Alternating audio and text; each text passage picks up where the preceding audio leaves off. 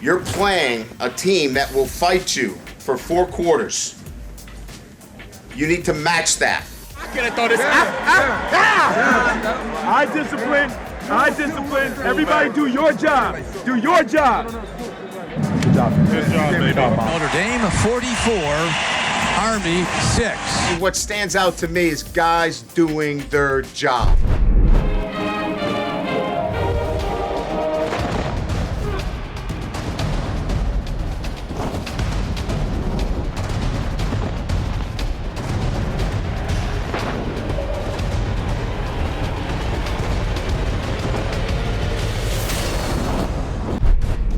Hello again, Irish fans, and welcome to this week's edition of Inside Notre Dame Football with Brian Kelly.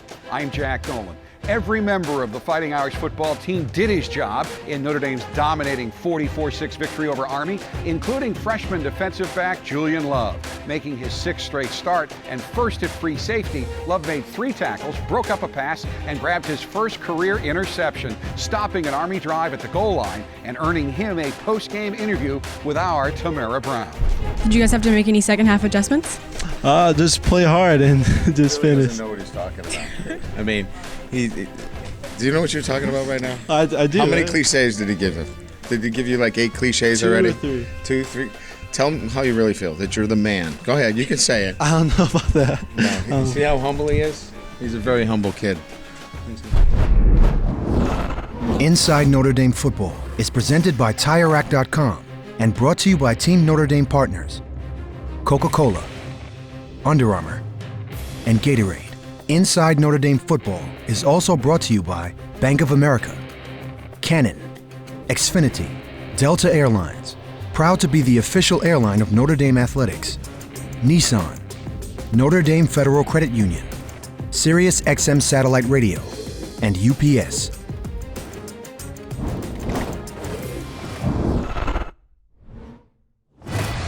And here is Shrag hitting the ball downfield. A sidewinder to be tough to handle.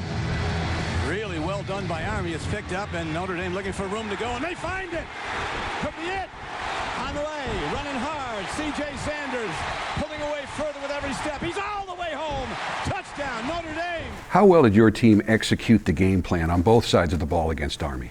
Best all year. Again, people would say, well, that's the proof of, winning by the score. But, the execution is about play by play and special teams, offense and defense. And clearly it was the best that our kids have done all year. This was an Army team that had won at Temple. They had won at Wake Forest, so you wanted to put them away.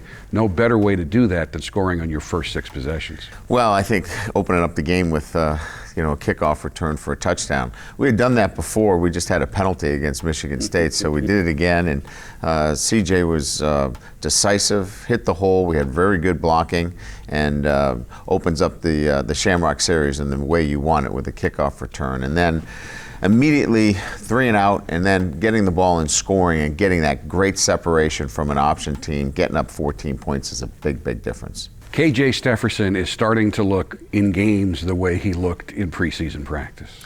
Yeah, I mean, he's a skilled player. There's no question. He's got the ability to run. He certainly can catch the football.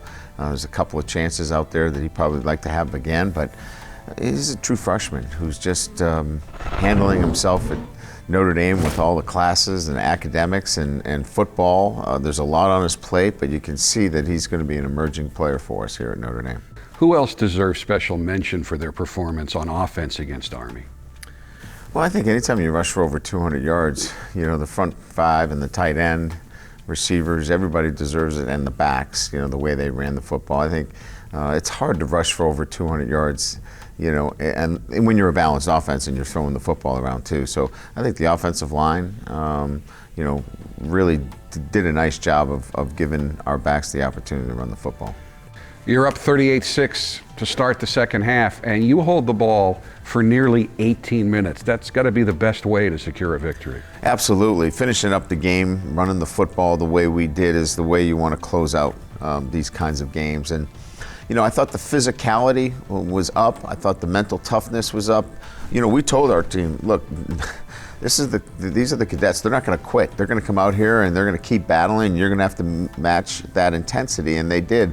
We kept playing hard. We were still physical in the second half, and I like the physicality of our football team in the second half. What's the atmosphere like on the sideline when it becomes very clear that you can control the ball for the rest of the game? Well, I think first and foremost, I think everybody's expecting us to run the football. They know you're going to run it, but that's the will to want to run the ball, and you've got to get off the ball and know that you've got to win some one-on-one matchups. The backs had to run hard, and then Malik Zaire was in the game, and Malik had some really good runs as well. So when you put a guy like Malik in there, that's a pretty good offense to try to stop. And we had some big runs. I thought Torian Folston ran extremely hard, and he was very elusive, and we had some pretty darn good players in that last drive that had to make some big plays.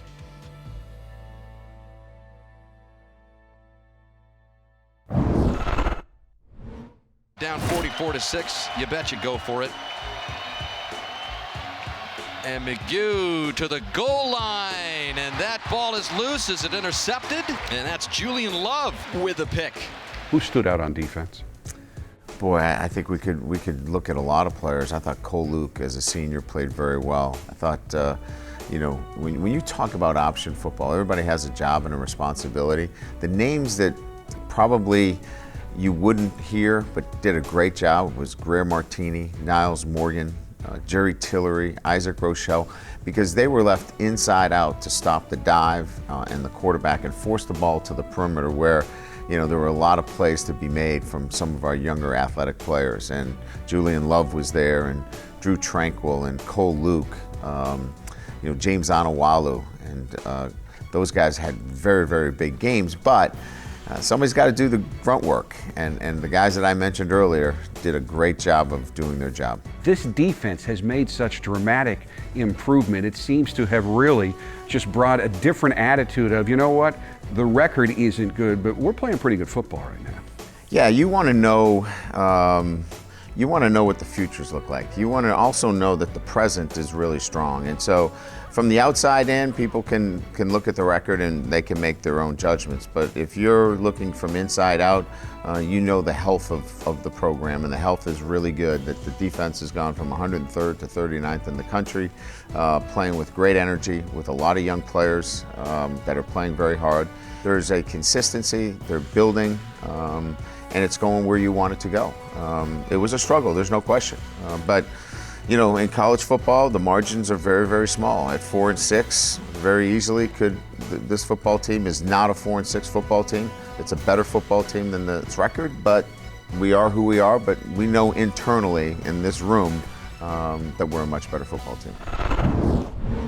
Since Notre Dame first started playing football back in 1887, the Fighting Irish have developed many important national rivalries on the football field. But one can make a solid argument that no rivalry in Notre Dame history is more important to the growth of the program into a national power than the rivalry with Army. The latest episode of the Fighting Irish media series Onward Notre Dame takes a look at some of the reasons why. The Army-Notre Dame rivalry, it's had such significance in our history and in creating the brand that is Notre Dame football. Here come the Irish. The shape of what Notre Dame football is today is built on a blueprint that a man by the name of Jesse Harper developed in 1913, at a time when Notre Dame was trying to decide whether to continue its football program. He wanted us to embrace the opportunity to use football to promote the university. And a big part of that was going around the country, not limiting yourself geographically. Jesse Harper, before the 13 season, wrote to Army to get a game against the cadets. Quite unexpectedly, they agreed to play us.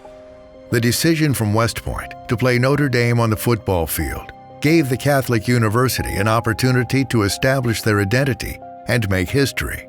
The legacy of Jesse Harper and the future of Notre Dame football would depend on the tone they set on the ensuing November contest. Everything that has happened since then on the national stage concerning Notre Dame football started that day. It's called the game that changed football because they used the forward pass on that day as it had never been used before. Now, that's not to say that they invented the pass or anything like that, but what happened that day was Rockne and the other receivers ran specific pass routes. Duray throwing long arcing spirals that Rockne and the others caught on the run. Football was played in a different way on that day and was noticed by the Eastern press especially. The game was such a landmark that on Sunday after the game, the New York Times sports page gave it 3 full columns. Without Army Notre Dame 1913, it's hard to see how Notre Dame would be Notre Dame today. You could argue that many of the biggest stars in sports were the sports writers. And the biggest of the sports writers were in New York City. So if the Army Notre Dame game was not played in New York City, some of those big writing stars that everybody immortalized would not be writing about Notre Dame. When Harper left the university in 1918, he insisted the program be handed to Knute Rockne, a man he believed could take Notre Dame football to even greater heights. The real nut of the whole rivalry is the confluence of the pride and prestige of the Army with the aspirations of this burgeoning university in Indiana and its star football coach, who had the vision to say, we can go coast to coast, we can play anybody anywhere. We would call it branding today. They didn't use the term back then, but he saw the Notre Dame brand evolving. He took it national, and a big part of that was the Army game. As the modern era of football has unfolded, Notre Dame has taken control of the Army series. But these games, this series, has always been about more than the final score. We want our players to play against these academies because we want them to see how those young men compete. What began with a vision and a telegraph created a destiny for a small Catholic university, a community for a growing America, and a rivalry that honors the spirit of our nation. One of the most talked about components of the Shamrock Series and one of the favorite aspects for the Notre Dame players is the unique uniforms and helmets the players get to wear each year in the game. This past weekend, Army made its second appearance in the Shamrock Series, and Onward Notre Dame took some time to examine the process that determines the uniform the Irish will wear in the series each year and the impact Army had on this year's uniforms. We invest so much in thinking about how we will take advantage of the once-a-year opportunity that is the Shamrock Series game to outfit our team. We start with a theme. We don't start with what's the hot trend in uniform fashion. We start with the concept of what do we want to convey? What do we want to say with these uniforms? And then we work with 2 critical partners. One is Under Armour, and the other is our football team. It produces uniforms that carry meaning. This year's game was very unique. Normally we just do something that feels really good for Notre Dame, and the other team isn't really a consideration, but this time it had to be because it was Army, and the importance of celebrating Notre Dame's respect of the military without overstepping boundaries was important. And as we looked back into the annals of time and compared the colors that were worn in World War I and World War II, and knowing that the memorial that's on campus was a celebration of Notre Dame's own that fought in World War I, it drew us to, or led us to, a specific color of green. It definitely gives the fatigue vibe. You get the Army feeling right now when you open it up and you see. Green is a very special color in Notre Dame athletic lore, but this green begins with a military green on the sleeves, which really blends into and evolves into more of a traditional green that Notre Dame has worn in its competitions to show how both the military and Notre Dame really come together. The helmets this year are really one of a kind. Oh, dang. This is tight. Wow. We're super excited about it because the history of Notre Dame and the hand-painted helmets. So our artists captured that memorial onto the side of the helmets, but each helmet is hand-painted. Having them all hand-painted and individual, to have such a deep meaning of with this crest on here, it'll be really fun to wear. Oh, and you got the inscription on it, right, too, in Glory Everlasting. Within the design of the memorial is the words, "In Glory Everlasting," and the detail and the design of each letter form dictated how we designed every single number and the word mark Notre Dame for the uniform. And the number font is one of a kind. I hope when people watch this game and see our team dressed like this, they'll take a moment to think about the values of the university that it reflects.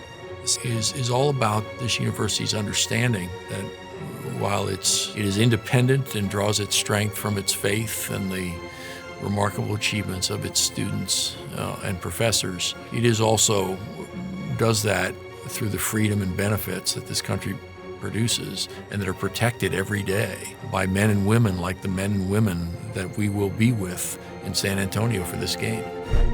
Each of the 8 Shamrock Series helmets has created its own buzz, but I have to say, this year's helmet was, to me, the most impressive so far. The entire Onward Notre Dame, the Army Series program, including a special segment on Rocky Bleier, is posted on WatchND for your viewing pleasure.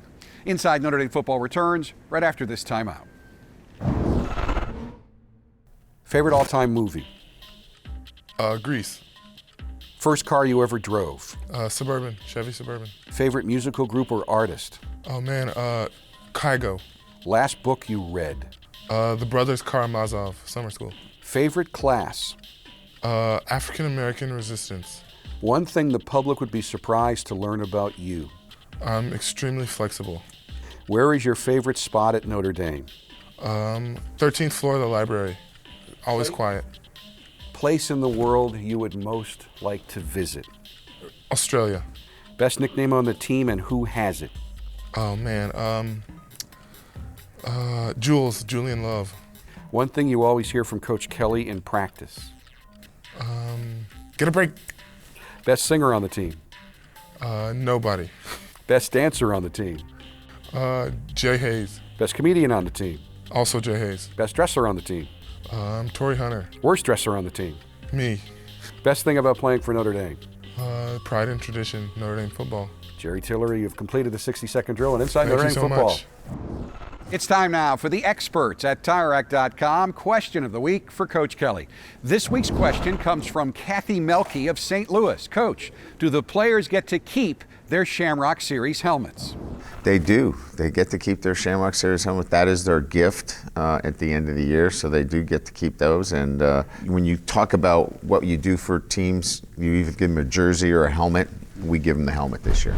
Next up for the Irish, a Senior Day showdown with Virginia Tech, a team that has climbed to the number 14 slot in the college football playoff rankings. The Hokies will bring the 15th ranked total defense in the country to Notre Dame Stadium on Saturday, along with a balanced offense that is averaging 444 yards and 33 points per game. They're a well-balanced football team. As you mentioned, they run it, they throw it. Ford, the receiver, is outstanding. Evans, the quarterback. I mean, defensively, Bud Foster is one of the great defensive coordinators of all time. I mean, the guy's record is impeccable. What they do defensively is difficult. But, you know, we've been down this road. I mean, we've had short weeks to prepare for very difficult offenses before, and we know the challenges that are in front of us. So, you know, we'll respond. Our kids will be ready. We'll be ready to play against a very good Virginia Tech team. That will do it for this week's show. We, of course, will be back next week with all the highlights of the Notre Dame-Virginia Tech game. Until then, thanks so much for watching, and as always, go Irish. Inside Notre Dame Football is presented by TireRack.com and brought to you by Team Notre Dame partners, Coca-Cola, Under Armour, and Gatorade. Inside Notre Dame Football is also brought to you by Bank of America, Canon, Xfinity, Delta Airlines, proud to be the official airline of Notre Dame Athletics, Nissan, Notre Dame Federal Credit Union, Sirius XM Satellite Radio, and UPS.